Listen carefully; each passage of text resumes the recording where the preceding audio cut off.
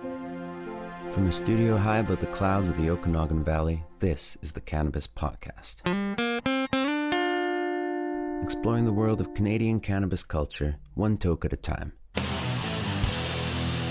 Now, here's your host and bud tender, Gary Johnston. And let me welcome you back to the Cannabis Podcast. Perhaps this is your very first time. Well, if it is, let me give you an especially warm welcome.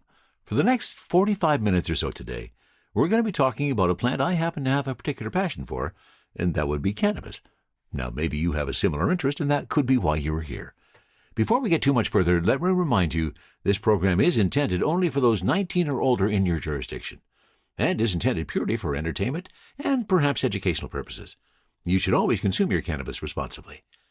In episode 138, we have a conversation with Tyler Kibler, who is the new Director of Innovation for Canopy Growth in Canada. Very interesting conversation. Stand by for that. And part of that conversation will be an explanation of 7 Acres Burners, a new pre-roll that's hit the market. And the idea with this is you can sit back for a nice 15-minute smoke and enjoy every single minute of it. That's coming up on Cultivar Corner.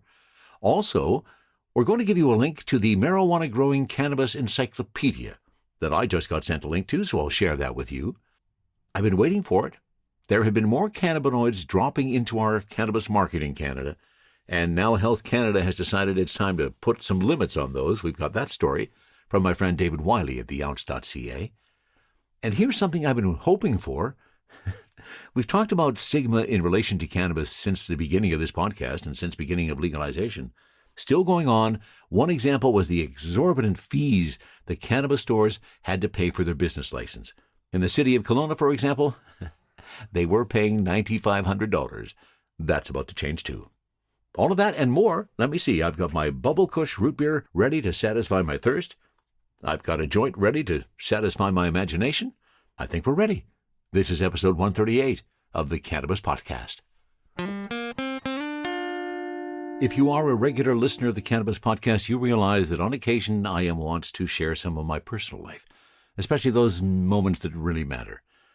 I came from the hospital tonight before recording this episode, and in the hospital is my brother Bill, so I'd like you to join me in giving Bill lots of good thoughts.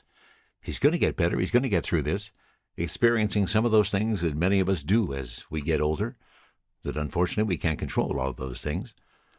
He's in the hospital here in Kelowna. We got a chance to go see him today. Both my boys, of course, Ian, who you well know, my other son, Sean, who I don't talk about as much, but I love him just as dearly. Both got a chance to go see Bill, and he really appreciated that. He's going to get through this. We love you, Bill. We want you to get better. There's got to be another opportunity for us to share a joint when you listen to the Cannabis Podcast. And now let's get to our first story of the day. And here is an opportunity for cannabis stores, in at least Kelowna specifically, to finally save a bit of money on their license fees. This is a story from a local news outlet called Castanet.net. Cannabis retailers in Kelowna have been paying some of the highest municipal business license fees in the province, but that's about to change. There are currently 18 licensed cannabis retail stores operating within the city of Kelowna, and each one has been paying an annual business license fee of $9,500 since cannabis was first legalized in 2018. This has been in stark contrast to the $650 annual fee a liquor retail store pays in the city, while most types of businesses pay $160. With his license up for renewal later this month, Dan Lepine, owner of Cannabis Corner Kelowna, reached out to Castanet last week to express frustrations with having to pay the exorbitant fee once again. But City of Kelowna Planning Director Ryan Smith says local cannabis retailers have paid their last 4-digit business license fee. We're doing an update to the cannabis license bylaw, which is going to happen in January or February, but we're holding off on formal renewals of the $10,000 cannabis licenses. There's 18 until after we change the bylaw next year so that they'll pay the same fee as a retail liquor store, Smith said. We're not going to penalize people because we didn't get to it. We're going to hold off and not let them renew their licenses yet until we can charge them a lower fee. Many BC municipalities introduced very high cannabis business license fees back in 2018, when the drug was first legalized, to help recover costs associated with developing the new cannabis retail regime. We were into it for hundreds of thousands of dollars in staff time, Smith said. I think we were worried about more issues than actually occurred. The stores in town that are operating have been doing a good job, and we don't have the same concerns that we had at the beginning of the process. We don't need to have the same level of resource intensity put towards it. We originally were told by the provincial government that we were going to be reimbursed for our costs, but that never occurred. Most municipalities have already reduced their once high cannabis business license fees. While Vancouver cannabis retailers were paying more than $30,000 for a business license 5 years ago, a license there now costs $5,000. Last year, Kamloops Council slashed their fee from $5,000 to $196, while Vernon has brought its cannabis licensing fees in line with its liquor stores, ranging from $115 to $800 per year based on size. And just last month, Nelson cut its cannabis business license fee from $2,500 to just $250. Kelowna's fee reduction is a long time coming, Smith told Castanet back in 2002, that the city was looking to reduce their fees. At the time, he said the city was pretty close to recovering the $300,000 to $400,000 cost of implementing the new cannabis retail regime.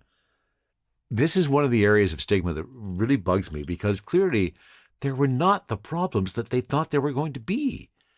That's why they were charging the exorbitant fees, let's be honest. They were charging them the exorbitant fees because they thought they were going to be nasty businesses and turn the areas of town into nasty areas of town. That just didn't happen. And I'm glad to finally see that they're seeing the light at the end of that tunnel. And people who own the cannabis stores can finally save some money on their licensing. And now let me introduce you to Tyler Kibler. Tyler, in his LinkedIn profile, says innovator, farmer, and free thinker. Well, Tyler also just recently got a promotion. He works at Canopy Growth, and he is their new Director of Innovation. Tyler and I had a chance to have a conversation the other day. Great conversation about some innovations happening in the Canadian cannabis market, one of which includes the 7 Acres Burner, a new special kind of pre-roll that is a very interesting smoke. We started our conversation when I asked Tyler to tell me how his cannabis journey began. Why don't we start, Tyler, with your cannabis history? How did you come to this wonderful plant? That's a great story and background, I guess. Like, I've always, been interested in the plant ever since I was a young adolescent, kind of, doing the fun things we shouldn't be doing. And then closer into college, it just kind of dawned on me. I had a few friends that I met that were growing cannabis and kind of, making more of a business of it, I guess, at that time when I moved to a big city. And shortly after college, I had met my lovely wife, and her goal was to get a job right out of university in the cannabis space, which, unbeknownst to me, was becoming legal at that point in time. I wasn't really paying attention to that part of the world. So then I think this is in about 2014, we moved to BC, and my wife got her first job out of university with an MMAR grower out in Maple Ridge there. And I ended up designing a couple products for them, a plant transporter that one of the big LPs somehow saw on a deck somewhere. And my wife was actually working for them at the time, and they asked her if she knew anything about this just randomly. And she said, yeah, my husband actually designed that thing. He owns the rights to it. Kind of long story short, I ended up getting a job with Aurora back in 2017, and kind of really kickstarted into the legal cannabis space at that point in time. In your role as Director of Innovation for Canopy Growth, which you just moved into, you're kind of fresh in that role. Are you still pretty excited and just can't wait to put all those innovations to work? Yeah, absolutely. It's it's kind of a daunting task to have such a diverse portfolio, and kind of picking and choosing where we need to play and what we need to do to win as an organization. But it's unique, right? Like, cannabis seems to be as old as the plant is, and how people have been using it for thousands of years. There's still just new innovative stuff that's still yet to be done, and things that are coming in from other countries that we're learning from. So it's a neat space. It's incredible, actually. But yeah, it is. It's a fascinating space to be in. So what's the exciting factor for you in that, Tyler, of working on these new innovations? And again, I understand that you can't share a bunch of what you're doing because it's proprietary and all that. Yeah, but share as much as you can in terms of the excitement of what you're doing right now. Yeah, absolutely. Like, maybe I'll take a small step back. Like, what really got me so excited, I guess, on the innovation side of things is, back in 2018, before extracts were kind of totally legal, right? We had oils and soft gels and stuff, but you couldn't have vaporizers and edibles until 2019.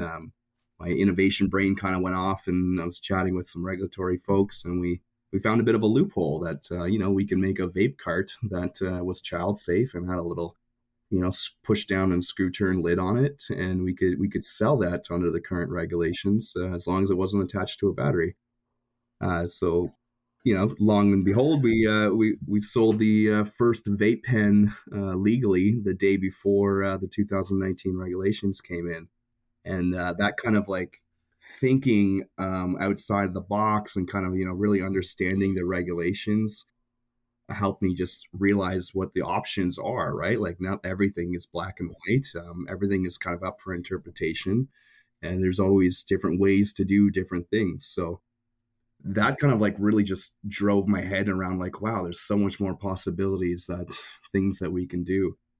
So now I've really worked hard to find different partners because that's one of the big things, right? Like I can't come up with all the cool ideas by myself, so I have to find other people that also have cool ideas and either maybe need some help getting that to the market or just have, contract manufacturers that have a cool piece of technology that they live and breathe and are very good at what they do, and they need someone to, take that product and market it and put it onto the market.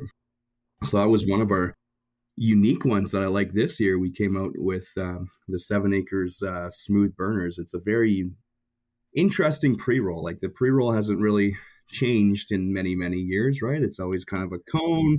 People roll their own and stuff, of course. Me, myself, I couldn't roll a joint if my life depended on it. I was never a joint roller. I was always kind of a bong person myself. And And many people were absolutely tired. That's a lot of people's world. The joints never came into it. So yeah, on the burners, I'm yeah, yeah. going to pause you No, there because I'm going to take a little of a step back. And in fact, what I found really interesting, in fact, I was describing this to my family over dinner tonight. When I described it as being, roughly 5 to 6 inches long and, about a quarter inch, eighth inch around and half of it's filter and half of it's weed. And my wife said, that must burn really fast. And I said, well, interesting you say that because the whole point is it burns slowly. And I can attest, after having you teach me the proper way to light it, yes. it burned solidly and was a beautiful smoke for 15 minutes.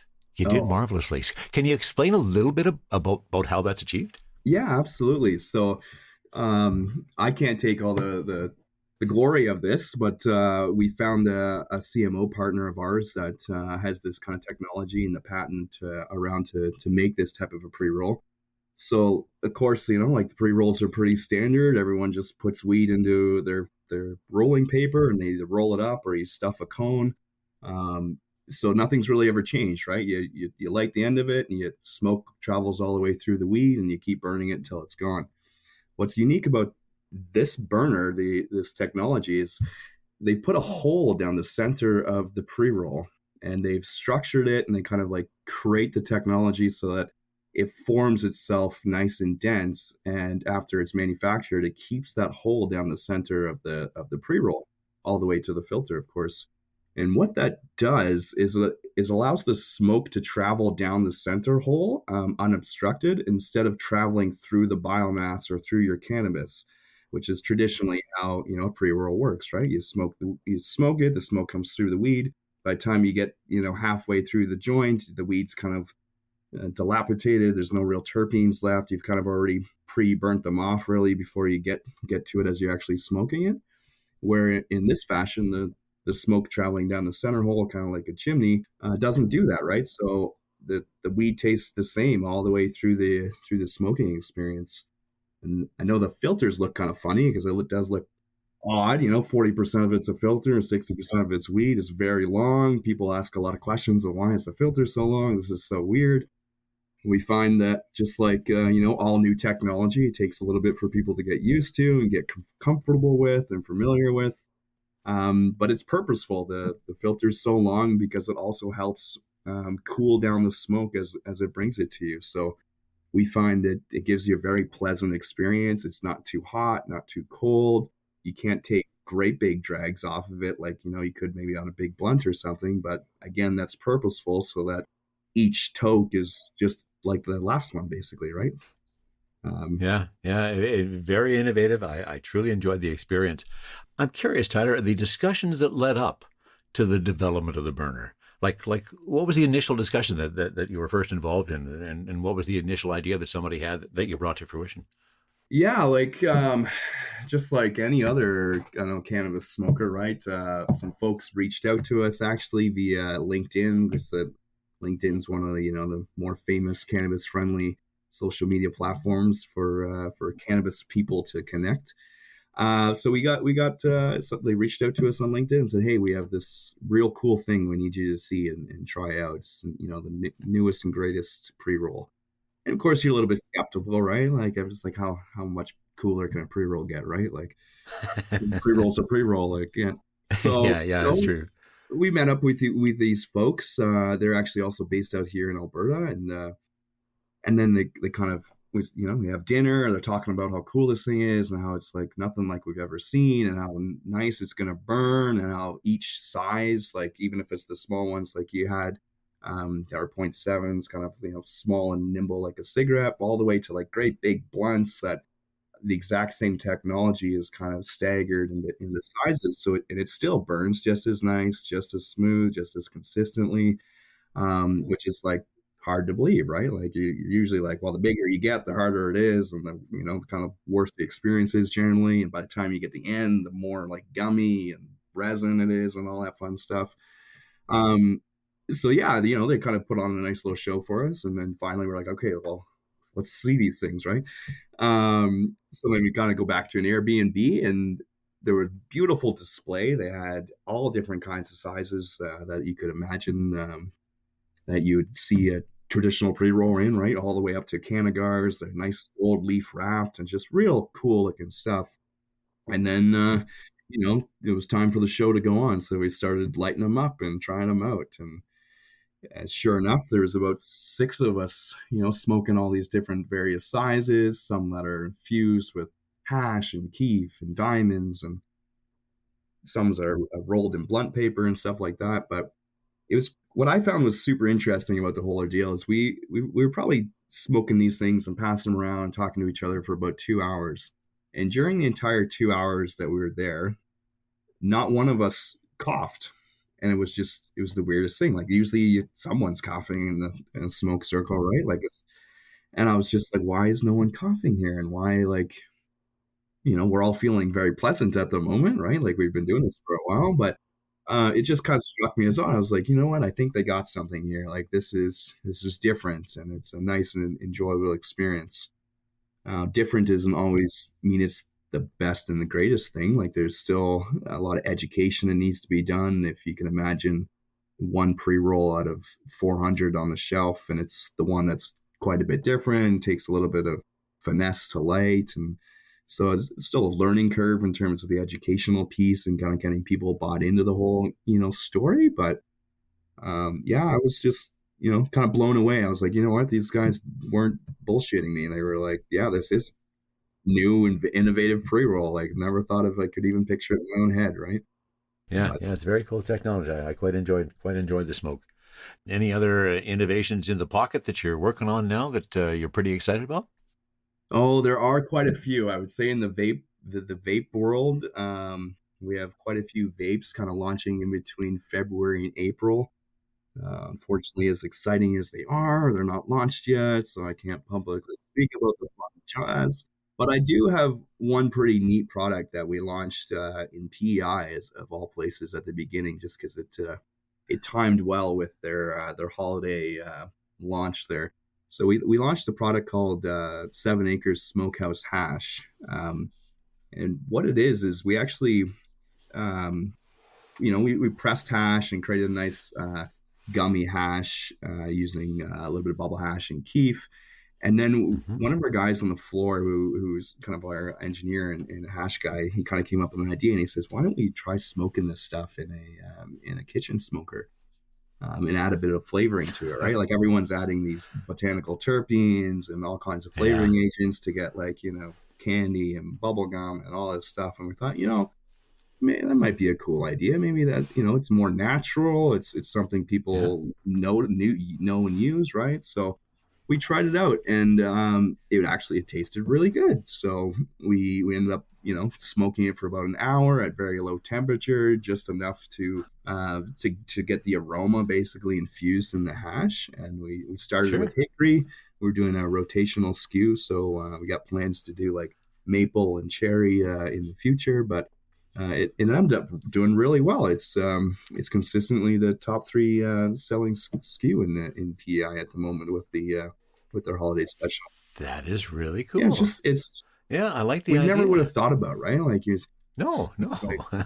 just weird combinations like that ended up tasting good. Kind of it's niche, and so it's also launching in Alberta here. I think it's landing in the next week or two. It'll be available, and then we'll roll it out to see in Ontario. But Stoners do have very innovative ideas when you listen.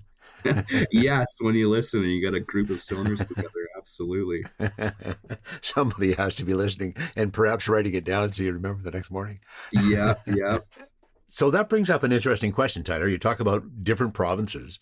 What's the difficulty for an organization like yours in looking at all these different provinces and bringing these different products to market? yeah, absolutely. That's a great question because I'm sure the general population and folks don't think about this at all, right? Each province has its own unique set of regulations on top of the federal regulations, and each province has its own way that they purchase products and that they have listing windows, right? So the OCS has 4 listing windows a year. The listing windows are about 6 months ahead of the time from when the product launches, from when you basically pitch the assortment of products to them.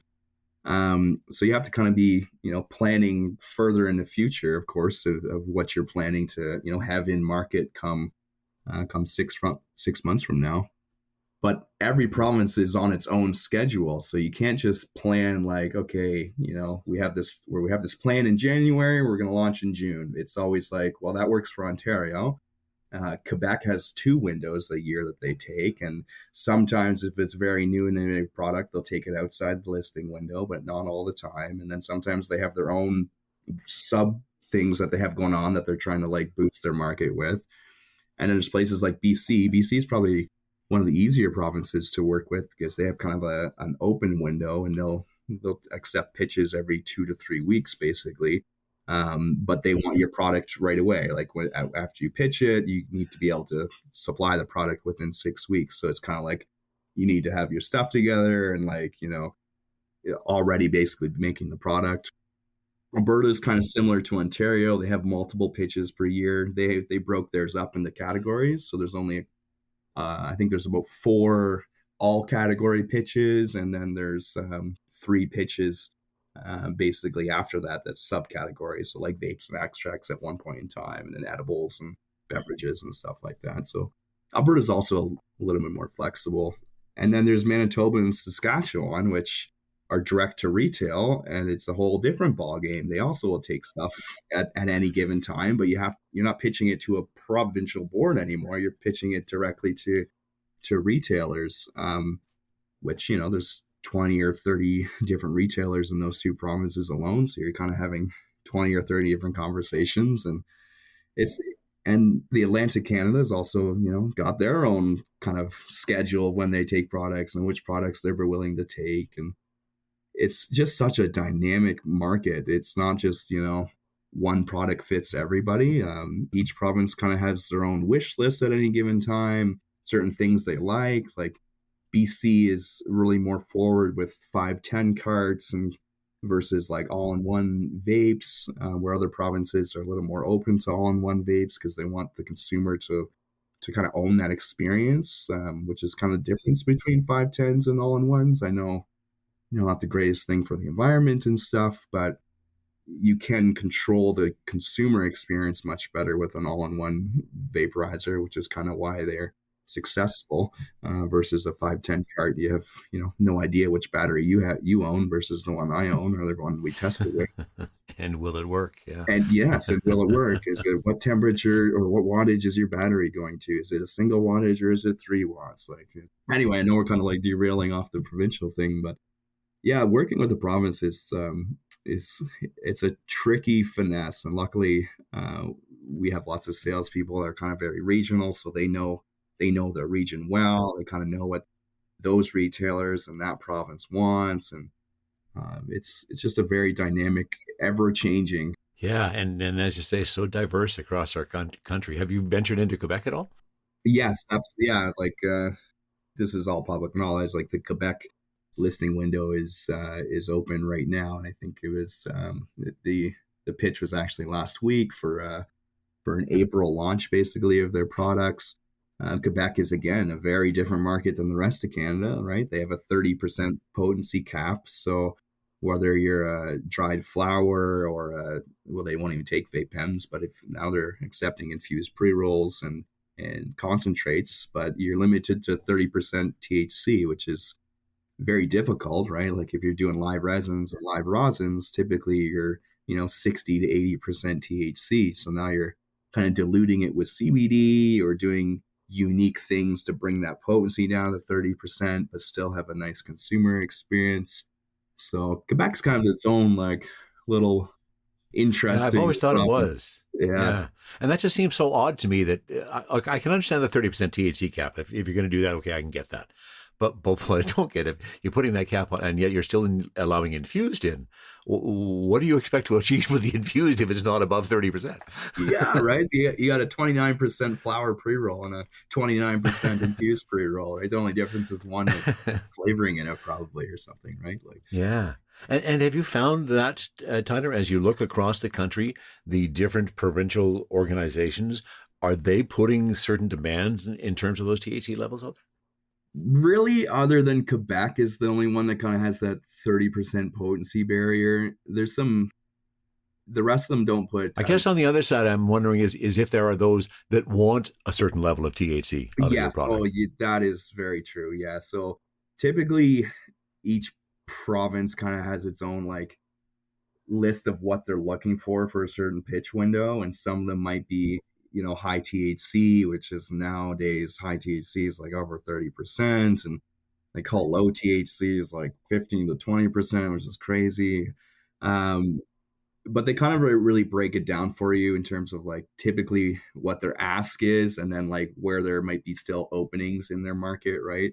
I feel like they do a good job of not really being too restrictive, because if they always just ask for one thing, then everyone's kind of like, now you're stifling innovation to some degree, right? You're kind of stifling genetics and stuff. Now everyone's just breeding for high THC, and so they're pretty good, at least, about kind of opening the window further from what they're generally asking for. But you'll see like a lot of them right now are kind of diverting back and be like, hey, now we don't have any CBD products on the market because everyone's driving high THC for the last year and a half. So maybe we'll open the door back out for balanced strains and for CBD positive strains. So we're kind of seeing a shift back into product calls asking for lower THC products or balanced products, which is nice to see.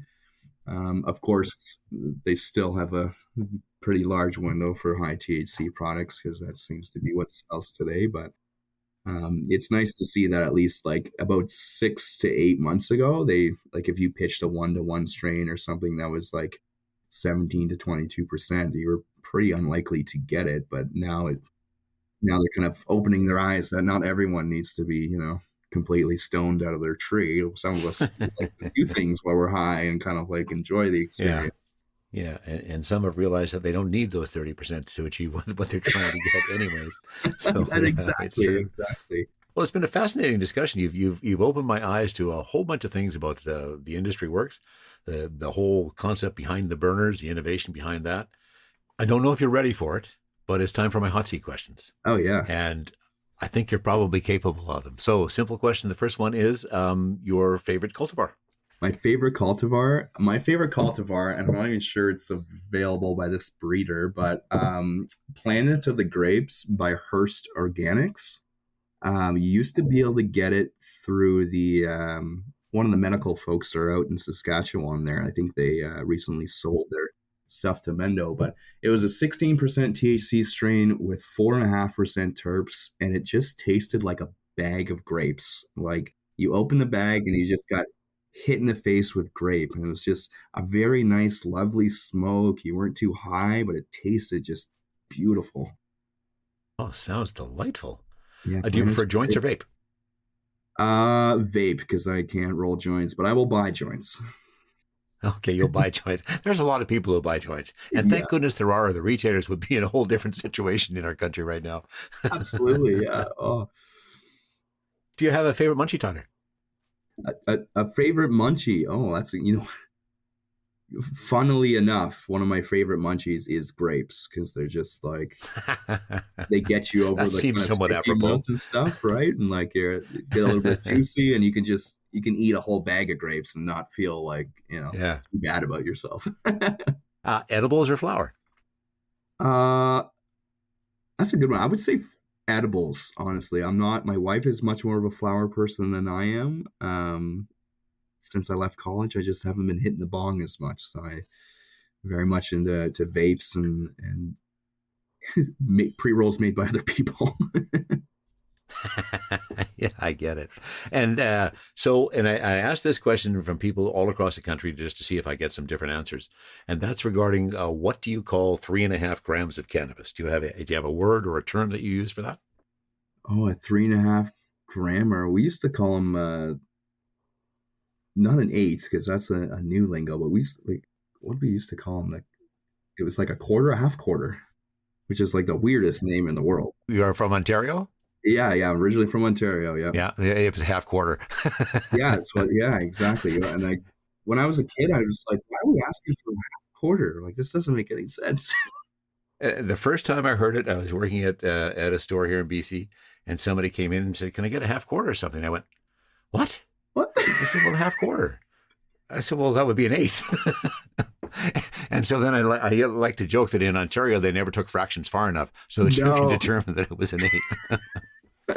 that's probably what it was too. Where we just stopped at a quarter. Well, I want half of that quarter. Exactly. Exactly. Well, lovely conversation, Tyler. Thanks so much for spending some time with me. I really appreciate it. As to the people listening to the Cannabis Podcast, any final words? No, I appreciate you having me, and like I've been long time listener of this, at least for the last 6 months, and just like I love what you're doing, spreading the cannabis news to the masses in a nice, comfortable way. Just you keep doing what you're doing. You have a beautiful podcast. I appreciate that, Tyler. You enjoy the rest of your night. Yeah, thank you very much. Take care. From the Cannabis Infused studio in the clouds, this is the Cannabis Podcast. And we're going to go to the ounce.ca for our next story. This written by my buddy David Wiley. CBN, THCV, among those hit with Health Canada limits. As cannabis producers flirt with higher amounts of minor cannabinoids in their products, such as CBN, the federal government is firing a warning shot. Health Canada says cannabis producers should be applying the same standard to different intoxicating cannabinoids as they do for THC. That means, for example, the total amount of CBN and THC added together can't exceed the 10 milligram cap per edible or beverage. CBN, which is becoming increasingly popular in edibles, is among Health Canada's list of targeted cannabinoids, as well as Delta-8 THC and THCV. All have shown evidence of binding to and activating the CB1 receptors. For cannabis consumers, this means even tighter restrictions and further limitations to the kinds of products they'll see in stores. While CBG and CBC are also being increasingly marketed in edibles, they are so far exempt. We may revise this list as new evidence becomes available about these and other potential intoxicating cannabinoids, says the federal department's recently issued guidance document. There's evidence that CBN has a sedating effect. Some of the popular products currently in the Canadian legal cannabis space that include CBN are pearls and spinach gummies, as well as Kiva chocolates. They're often subtly touted as sleep aids. We understand that not all intoxicating cannabinoids may cause the same level or type of effects as Delta-9 THC, says Health Canada. However, we don't have enough evidence to fully understand the effects of these other intoxicating cannabinoids relative to Delta-9 THC, either alone or in combination with others. The government says that deliberately including intoxicating cannabinoids to cannabis products to circumvent regulatory controls could increase health and safety risks. As for compliance and enforcement, Health Canada says We strongly encourage licensed processors to follow the recommended specific controls for cannabis products, deliberately made with intoxicating cannabinoids other than Delta-9 THC. It adds, Health Canada asks licensed processors to undertake actions to address public health and public safety risks or non-compliance with the Act and the regulations. However, we may take enforcement measures, if required, in order to mitigate the risks to public health or public safety. And there you go, the minor cannabinoids now under the telescope of Health Canada. THC, CBD, terpene profiles, what's in me? Oh, please explain to me. Cultivar Corner, Cultivar Corner, oh yeah. Cultivar Corner, please explain this stuff to me. We're always looking for innovation in the cannabis industry, especially when we go to think about what we're going to do for Cultivar Corner. And I've definitely expressed my opinion about pre-rolls and the fact that from a cost perspective, they're not your most economical way to consume cannabis. But putting that aside, there are some reasons to consider pre-rolls. The product that I have in my hands today is a rather unique entry into the pre-roll world. It's early in the morning, that's why I'm not speaking clearly. I got my hands on one of these from 7 Acres, and this is what they're calling the burners. The package comes with 3.7 gram pre-rolled cannabis joints. And let's talk about this pre-rolled cannabis joint, because it looks like nothing that I've seen before. In terms of the format, the filter seems to be as long as the piece that has the weed in it. I got a piece that's probably about 4 or 5 inches long. Really, really nicely tight. It's very thin. The idea behind the burner is they claim that this is going to burn smoothly and completely for 15 minutes. So, I don't know if you've ever smoked a cigar. Back in the day when I used to smoke tobacco, there was the occasional time I'd pull out a cigar and just kind of sit back and enjoy the smoke for a few minutes. Well, the burner from 7 Acres is giving us cannabis users an opportunity to do the same thing, because that's the point. It's supposed to last for a 15-minute burn. Now, as I often do in Cultivar Corner reviews, I see where I can find the information, and I had a lot of trouble finding information about the 7 Acres burners. On the 7 Acres site itself, all I could find that even mentioned burners was a video that shows me how to light the burner. Now, did I need instructions on how to light a joint? After 50 years of cannabis consumption, one would think not, but apparently innovation is coming to the market, and as part of this innovation, again, you look at this thing and you think, there's no way that's going to last for 15 minutes. How you light it is very, very important. And what we have to do is we have to light it off to the side with a flame on it until we get a good red cherry in the end. So that's where we're going to go. Now, let me give you some of the details. Now, I will also say, I don't have a lot of details. I couldn't find a lot of details on the web through a search of Google and all various other forms. So most of the information is going to come from the little tube that I have in my hand. So 7 Acres burners, it's an indica. Perhaps not a good idea to do first thing in the morning, but that's never stopped me before. And what do I have? I have THC of 26.9 and terps 2.16. It is alien rock candy is the strain, and the lineage of that is sour duple and Tahoe alien. Flavors are fruit, citrus, and sage, and the drying method was hang-dried, which is always a good thing. So there's 3.7 grams in the tube that you get. The burner, so let's give it a try. So the instructions for lighting it, got to hold a flame on the end, off to the side, and keep that flame on the end until we see a nice red glow. So I'm doing what I'm supposed to be doing my proper methodology. Oh, and looks like I got a nice red glow there now. Wow, that really burns. I'm amazed at how well that burns on the end. And there it is, nice red glow. And now a nice, smooth smoke. That's the beauty of it. This, if it lives up to its marketing, is going to be here for me to smoke any time over the next 15 minutes as I so desire. Now, chances are we're not going to have the Cultivar Corner go for the entire 15 minutes until I finish the burner. That might be a bit excessive. But we will talk about what it's like getting there. A nice smooth smoke so far. Feels good in your hand. That filter is a nice stiff filter on top of where the weed is. And again, I still can't imagine this is going to go for 15 minutes, looking at how thin this joint is. Come back to it, take a nice pull, nice and even, no harshness, a nice even draw, so no plug on that. And I continue to come back to it. And every time I do, it's a nice draw, not a lot of work to pull off of this joint. Now, is a Saturday morning the best time to do a burner? I'm sure there are those that could debate that point and might suggest that a Saturday evening or a Saturday night might be a better option for this 29 or 26.9% THC indica. But I've never been one to do things the way things are supposed to be done. Because after all, if I'm doing a Cultivar Corner, I've got to do that the first thing in the day so you get a true representation of what it does.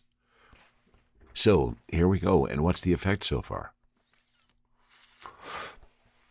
I'm really impressed with how slowly that is burning. I have no idea of what the innovation is that allows that to happen. And maybe we'll get a chance to find out about some of that innovation. But impressive so far. Oh, and I'm starting to feel some of that effect too.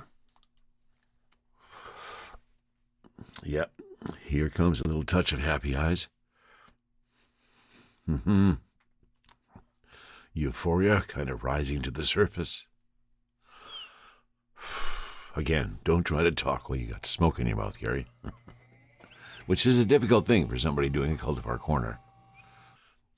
I find it interesting the way the universe works. At the beginning of this presentation, I talked about the fact that this burner was intended to go for about 15 minutes and that we likely would not be able to deal with the entire consumption of that over the course of a Cultivar Corner, because that would take 15 minutes.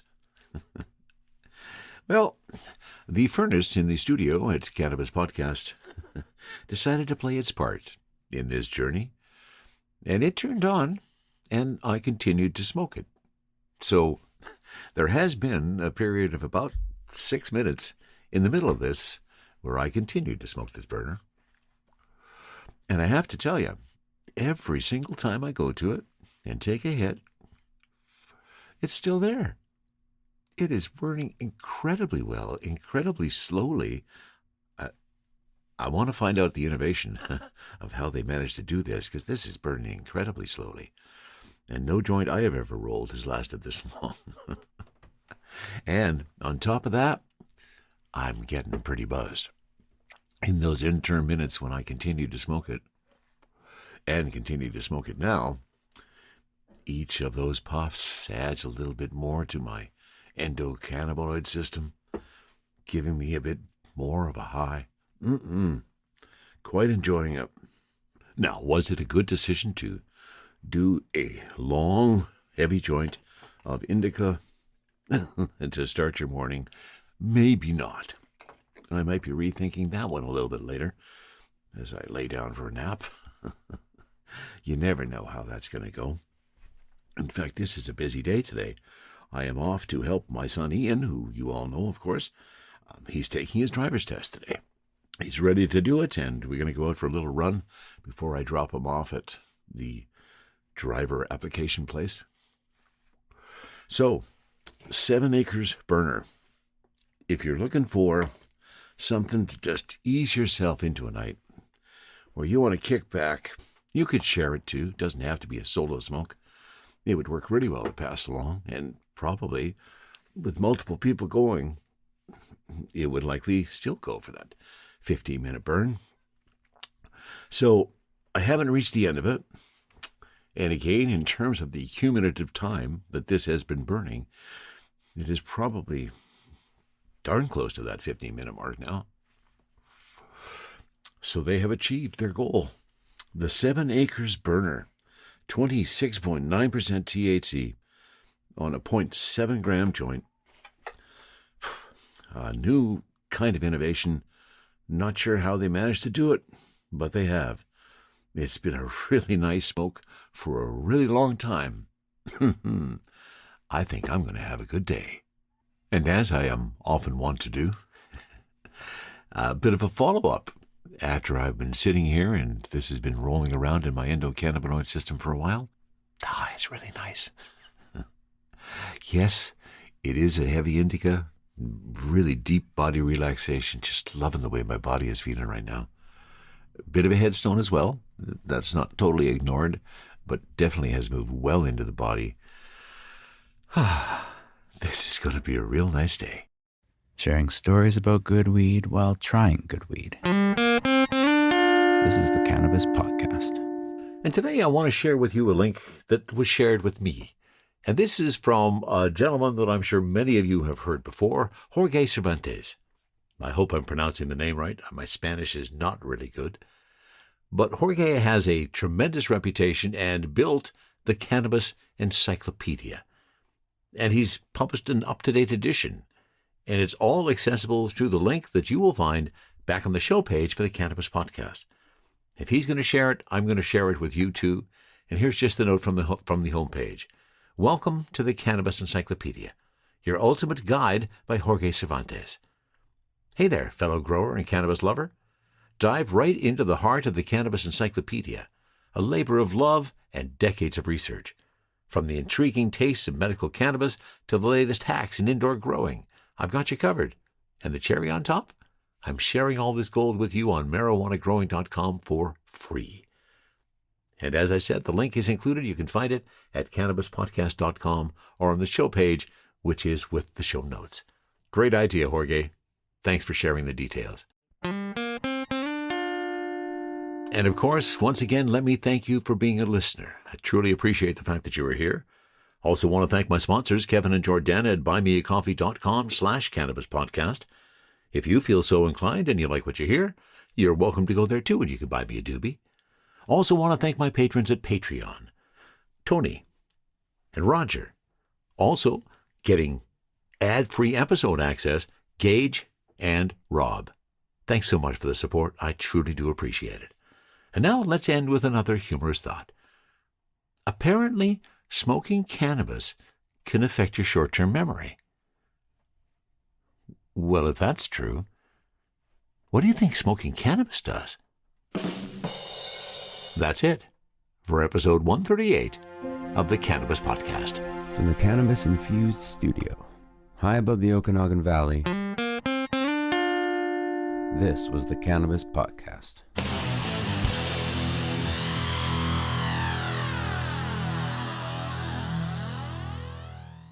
Thanks for listening to today's show. To check out more great cannabis podcasts, go to podconnects.com. Here's a preview of one of our other shows. 99.9% of our DNA is identical. It's a 0.1% that truly makes us different and unique. And that's what the show is about. Find out that 0.1% about your favorite guests. Find out what music they like, their first cannabis experience, and even what their room looked like growing up.